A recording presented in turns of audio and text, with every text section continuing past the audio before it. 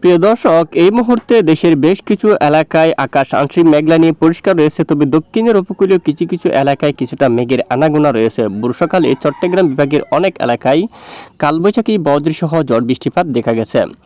তো আজ 3 মে শুক্রবার কোন কোন জেলায় বৃষ্টিপাতের সতর্কতা রয়েছে জানতে হলে ভিডিওটি শেষ পর্যন্ত দেখুন। ভালো লাগলে লাইক করুন, আর সবার আগে গুরুত্বপূর্ণ আবহাওয়ার খবর পেতে চ্যানেলটি সাবস্ক্রাইব করে পাশের বেল বাটনে ক্লিক করে রাখুন। আর কোন জেলা থেকে আমাদের ভিডিও লাইভ দেখছেন কমেন্ট করে জানিয়ে দিন।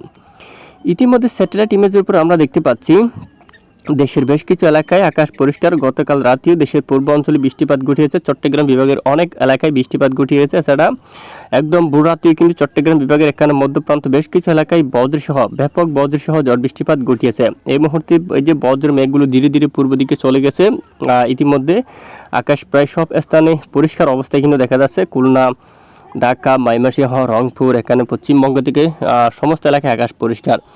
তবে এখানে কবে থেকে বৃষ্টিপাতের সতর্কতা রয়েছে তা আমরা দেখে নেব। ইতিমধ্যেই আমরা সরাসরি বৃষ্টিবাহী মোড়ে চলে আসলাম। আজ 3 মে আপডেটে দেখা যাচ্ছে দেশের বেশিরভাগ এলাকায় আকাশ আংশিক মেঘলা নিয়ে পরিষ্কার থাকতে পারে। দু এক স্থানে বিক্ষিপ্ত দক্ষিণের কয়েকটি অঞ্চলে বিক্ষিপ্ত হালকা বৃষ্টি, মোটামুটি বৃষ্টির সম্ভাবনা খুবই কম। এবং বর্ষাকাল এই শনিবারও উপকূলীয় অঞ্চল এছাড়া এদিকে সমুদ্রের দিকে কিছুটা মেঘ তৈরি হতে পারে এবং এখানে বিক্ষিপ্ত আকারে বৃষ্টিপাত তৈরি হওয়ার একটি সম্ভাবনা থাকছে।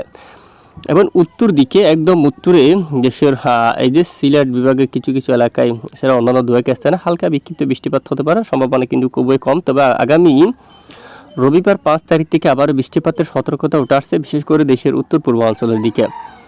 দেশের উত্তর পূর্বাঞ্চলে এখানে চট্টগ্রাম বিভাগের উত্তরে বৃষ্টিপাতের সতর্কতা রয়েছে। এখানে কোন এলাকায় আমরা একটু আপনাদেরকে দেখিয়ে দিই। পরিকৃত উপজেলা, কাগড়াছড়ির দিকে সেনবাগ, কুমিল্লা, আমরাপুর এবং ফরিদগঞ্জ, মতিরহাট থেকে শুরু করে আশেপাশে অনেক এলাকায়, ঢাকা বিভাগের কিছু কিছু এলাকায় এবং এখানে সিলেট বিভাগের উপর আবারও কালবৈশাখী বজ্রসহ ঝড় বৃষ্টিপাতের সম্ভাবনা থাকছে। তবে দেশের পূর্বাঞ্চলে বৃষ্টিপাত ঘটালেও দেশের মধ্য অঞ্চলে বা পশ্চিমের কোথাও বৃষ্টিপাত হতে দেখা যায়নি। এখানে তাপপ্রবাহ রয়েছে। তো আজ কত ডিগ্রিতে তাপপ্রবাহ থাকবে তা দেখাবো। সেটার দিকে দেখুন, রংপুর এখানে বৃষ্টির তেমন সতর্কতা নেই। আর পশ্চিমবঙ্গের কোথাও বৃষ্টিপাতের কোনো ধরনের সতর্কতা কিন্তু উঠে আসেনি, কারণ কোনো ধরনের বৃষ্টিপাতের সতর্কতা নেই। তো কবে থেকে বৃষ্টিপাত অলরেডি আমরা রাতের আপডেটে আপনাদেরকে ডিটেলসে কিন্তু জানিয়ে দেবো।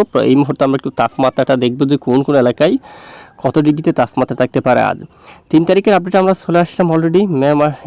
মের 3 তারিখ এখানে দেখুন তাপমাত্রা পশ্চিমবঙ্গের বেশিরভাগ এলাকায় 40 ডিগ্রি সেলসিয়াসের তাপপ্রবাহ থাকবে। মেদিনীপুরের দিকে 41 পর্যন্ত, এদিকে দেখুন পুরুলিয়া দিকে 40, ধানবাদে 40 এবং নদিয়া 40, তারপর এখানে মুর্শিদাবাদে 40 থাকছে 39 পর্যন্ত, দক্ষিণ 24 পরগনাতে 40, উত্তর 24 পরগনায় কিন্তু থাকছে, খুলনাতে 38, বরিশালে কিন্তু অনেকটাই কমছে 26 পর্যন্ত, ঢাকায় 36। মূলত তাপপ্রবাহ কিন্তু অনেকটাই কমছে। গত কয়েকদিন আগে তীব্র তাপপ্রবাহ ছিল, এই মুহূর্তে অনেকটাই কমে আসছে দেশের পূর্ব দিক থেকে।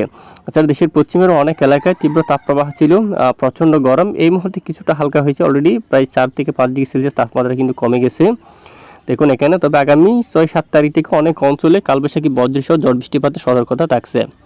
তো এ হচ্ছে মূলত একটি সংক্ষিপ্ত আপডেট। এতক্ষণ আমাদের সাথে থাকার জন্য ধন্যবাদ।